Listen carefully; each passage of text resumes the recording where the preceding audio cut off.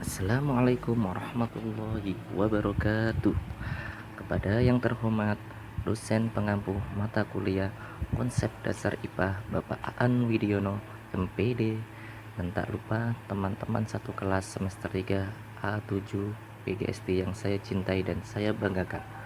Pertama-tama, marilah kita panjatkan puja dan puji syukur atas kehadirat Allah Subhanahu wa taala, yang mana berkat rahmat, hidayah dan inayahnya kita dapat berjumpa di sini dalam keadaan sehat walafiat. Amin ya robbal alamin. Tak lupa sholawat serta salam kita aturkan kepada junjungan Nabi besar kita Nabi Muhammad SAW, yang mana kita nantikan syafaatnya kelak di yaumul qiyamah. Amin ya robbal alamin. Pada kesempatan siang ini, saya selaku moderator Muhammad Abdul Fattah akan memandu acara diskusi dari kelompok kami, yaitu kelompok 12. Adapun topik yang akan kami bahas yaitu tentang sistem reproduksi tumbuhan, hewan, dan manusia. Di sini saya akan memperkenalkan kelompok saya terlebih dahulu. Yang pertama, ada Adinda Nanda Salsabila Rahma untuk pemateri yang pertama. Yang kedua, ada saya sendiri, Muhammad Abdul Fattah, untuk pemateri yang kedua. Dan yang ketiga, ada Kakangda Asif Khiruzat untuk pemateri yang ketiga. Langsung saja kita buka acara diskusi pada siang hari ini dengan membaca suratul Fatihah. Ala hadiniyah Al-Fatihah. A'udzubillahi minasyaitonirrajim. Bismillahirrahmanirrahim. Alhamdulillahirabbil alamin arrahmanirrahim. Maliki yaumiddin. Iyyaka na'budu wa iyyaka nasta'in. Shiratal mustaqim. Shiratal ladzina an'amta 'alaihim ghairil maghdubi 'alaihim waladdallin. Amin. Baik, langsung saja saya persilakan untuk pemateri yang pertama, yaitu Nanda Salsabila Rahma, untuk menyampaikan materinya. Untuk waktu dan tempat saya persilahkan. Sistem reproduksi tumbuhan. Reproduksi tumbuhan adalah suatu proses di mana tumbuhan memperoleh organisme baru yang sesuai dengan induknya. Tujuan reproduksi untuk memperbanyak keturunan sehingga tidak punah, dengan kata lain, melestarikan keturunannya. Reproduksi pada tumbuhan ada dua macam, yakni reproduksi secara generatif dan reproduksi secara vegetatif. Secara vegetatif dibagi menjadi dua, yakni vegetatif alami dan vegetatif buatan. Pertama, reproduksi generatif atau secara kawin. Reproduksi secara generatif, cara perkembangbiakan tumbuhan yang biasa dilakukan oleh tumbuhan itu sendiri dan dengan yang alami. Reproduksi generatif diawali oleh peleburan sel gamet jantan dan gamet betina. Gamet adalah sel yang diproduksi oleh organisme untuk tujuan reproduksi seksual. Pada tumbuhan berbiji, gamet jantan dihasilkan oleh alat perkembangbiakan jantan yang disebut dengan benang sari. Sedangkan gamet betina dihasilkan oleh alat perkembangbiakan betina disebut putik. Alat reproduksi pada tumbuhan adalah bunga. Bunga menghasilkan sel jantan dan betina serta menjadi tempat reproduksi berlangsung. Struktur bunga yang sempurna terdiri dari 4 bagian, yaitu mahkota bunga, kelopak bunga, putik atau alat reproduksi betina, benang sari atau alat reproduksi jantan. Putik bunga terdiri dari stigma, stilus, dan ovarium. Ovarium merupakan tempat pembentukan benih berlangsung. Putik terdiri dari sari dan filamen. Kepala sari terbentuk seperti kantung yang menyimpan serbuk sari. Yang kedua, reproduksi vegetatif alami. Reproduksi vegetatif merupakan perkembangbiakan yang dilakukan tumbuhan tanpa adanya peleburan antar dua sel gamet dari jantan dan betina. Namun, organisme baru berasal dari bagian tubuh induknya. Pada sistem tersebut, bagaimana sistem reproduksi tumbuhan tidak kawin biasanya akan berkembang biak dengan bagian lain dari tumbuhan tersebut. Ada beberapa cara reproduksi vegetatif alami. Yang pertama, dengan membelah diri, contohnya spirulina. Yang kedua, dengan tunas biasa, contohnya pisang, bambu, dan palem. Yang ketiga, dengan tunas adventus, contohnya pada daun dan cocor bebek. Yang keempat, dengan akar rimpang. Yang kelima, dengan ubi batang. Yang keenam, dengan umbi akar. Yang ketujuh, dengan umbi lapis, contohnya bunga bakung, bawang merah. Yang kedelapan, dengan geragi, contohnya stroberi. Yang ketiga, vegetatif buatan. Vegetatif buatan merupakan perkembangbiakan yang terjadi karena adanya campur tangan manusia. Ada beberapa cara vegetatif buatan, yakni yang pertama, dengan stek, contohnya melati, ketela pohon.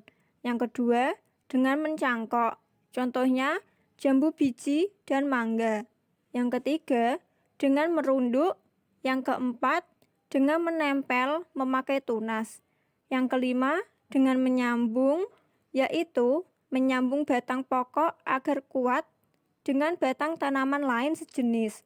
Yang keenam, dengan kultur jaringan, memperbanyak tanaman dengan mengupayakan sel meristem berklorofil menjadi calon individu baru.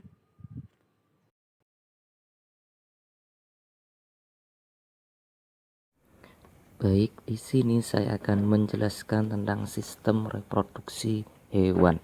Pada dasarnya, perkembangbiakan pada makhluk hidup terbagi menjadi perkembangbiakan aseksual, yaitu suatu proses perkembangbiakan yang ditandai dengan tidak adanya gabungan atau persatuan antara sel jantan spermatozoa dengan sel telur, yaitu ovum. Reproduksi hewan dibagi menjadi dua. Yang pertama ada reproduksi aseksual vegetatif, dan yang kedua ada reproduksi seksual generatif. Untuk yang pertama yaitu reproduksi seksual vegetatif. Reproduksi seksual terjadi tanpa proses peleburan sel gamet. Umumnya terjadi pada hewan tingkat rendah. Individu baru muncul dari bagian tubuh induk.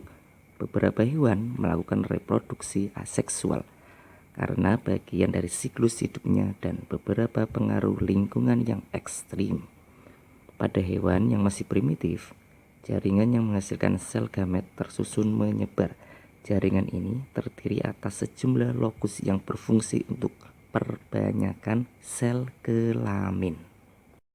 Mekanisme reproduksi aseksual vegetatif yang beraneka ragam membuat hewan mampu menghasilkan keturunan yang identik secara cepat meliputi 1. Fragmentasi, 2. Tunas atau budding, 3. Pembelahan atau fission, 4. Sporulasi, dan yang kelima yaitu partenogenesis. Untuk yang kedua yaitu reproduksi seksual generatif tanpa pembuahan, yaitu pada peristiwa partenogenesis. Sel telur 13 tanpa dibuai dapat tumbuh menjadi individu baru, misalnya pada lebah jantan dan semut jantan. Dengan pembuahan dapat dibedakan atas konjugasi dan anisogami. Konjugasi ini terjadi pada invertebrata yang belum jelas alat reproduksinya, misalnya paramecium. Hewan invertebrata generatif yang mengalami reproduksi secara seksual yaitu 1. Platyhelminthes, 2. Nemathelminthes, 3. Annelida, 4, 5. Mollusca, dan yang keenam Echinodermata. Perkembangbiakan seksual terdapat dalam beberapa bentuk.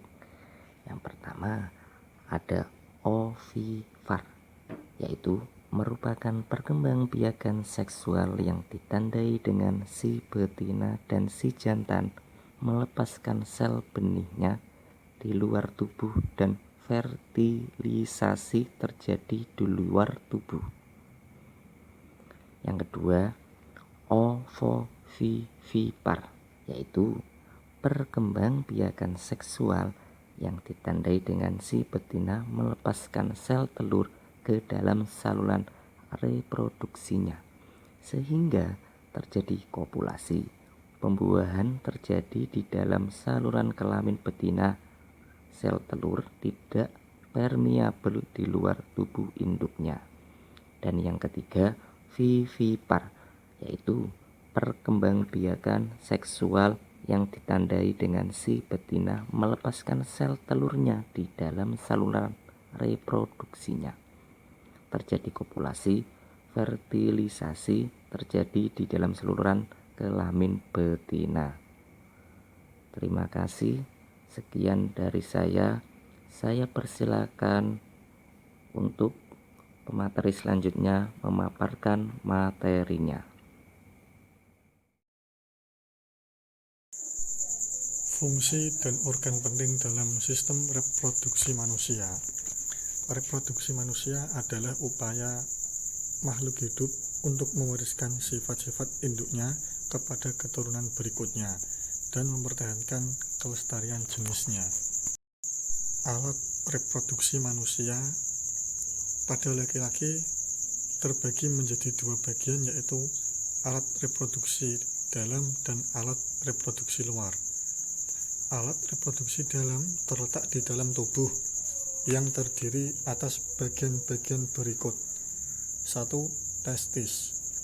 Testis merupakan organ lunak berbentuk oval dengan panjang 4-5 cm, lebar 2,5 cm dan tebal 3 cm. 2. Epididymis. Merupakan saluran yang memiliki panjang 7 meter dan menghubungkan antara testis dengan vas deferens. 3. Vas deferens merupakan suatu saluran untuk mengangkut sperma ke vesikula seminalis atau kantung sperma. Dan yang keempat, ductus ejaculatoris, yaitu sperma yang terbentuk akan dialirkan ke bagian saluran pemancaran yang disebut ductus ejaculatoris. Alat reproduksi laki-laki bagian luar terletak pada tubuh bagian luar, terdiri atas bagian-bagian berikut. 1. Penis. Penis merupakan alat reproduksi yang berfungsi untuk kopulasi atau persetubuhan. Dan yang kedua yaitu skrotum. Skrotum disebut juga kantong pelir. Di dalam skrotum terdapat alat reproduksi dalam yang disebut testis. Alat reproduksi wanita.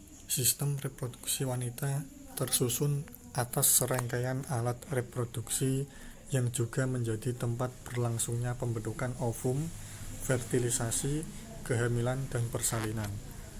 Alat reproduksi luar wanita yakni 1. Vulva, yaitu bagian paling luar organ kelamin wanita yang bentuknya berupa celah kecil. 2. Pubic bone atau mons pubis, bagian atas dan terluar vulva yang tersusun atas jaringan lemak. 3. Bibir besar atau labio mayora. 4. Bibir kecil atau labio minora. 5. Klitoris, tonjolan kecil yang mengandung banyak ujung-ujung saraf. 6. Orifisium erathe, muara saluran kencing. 7. Hymen atau selaput darah, bagian yang mengelilingi tepi ujung vagina. Alat reproduksi dalam wanita yaitu 1. Ovarium atau indung telur, berbentuk seperti telur dan berjumlah sepasang. 2. Saluran tuba fallopi atau oviduk berjumlah sepasang di kanan dan di kiri. 3. Uterus atau rahim, organ tebal dan berotot yang dapat mengembang selama masa kehamilan. Dan yang keempat, vagina, merupakan saluran dengan dinding dalam berlipat-lipat dan memanjang dari leher rahim ke arah vulva atau 7-10 cm. Selanjutnya yaitu ciri-ciri pubertas anak perempuan. Yang pertama ditandai dengan menstruasi. Yang kedua, mulai tumbuh jerawat pada wajah. Ketiga, payudara terus tumbuh hingga seperti orang dewasa. Keempat, rambut di area organ seksual dan ketiak menjadi semakin lebat. 5. Muncul kumis tipis pada beberapa anak perempuan. Kemudian yang ke-6, lebih mudah berkeringat, mulai mengalami keputihan, tinggi badan meningkat drastis sejak menstruasi, berat badan mulai meningkat, dan yang terakhir, pinggul membesar sementara pinggang mengecil. Sementara ciri-ciri pubertas anak laki-laki yaitu ditandai dengan pertumbuhan penis atau testis. Kedua, skrotum anak laki-laki akan berubah menjadi semakin gelap. Ketiga, rambut di area organ seksual dan ketiak menjadi lebih tebal. Keempat, produksi keringat bertambah. Kelima, mengalami mimpi basah. Keenam, terjadinya perubahan suara yaitu menjadi lebih berat. Kemudian mulai tumbuh jerawat baik di area wajah maupun badan. Tinggi anak laki-laki bertambah hingga 7-8 cm setiap tahun. Terbentuk otot-otot pada tubuh dan mulai tumbuh rambut pada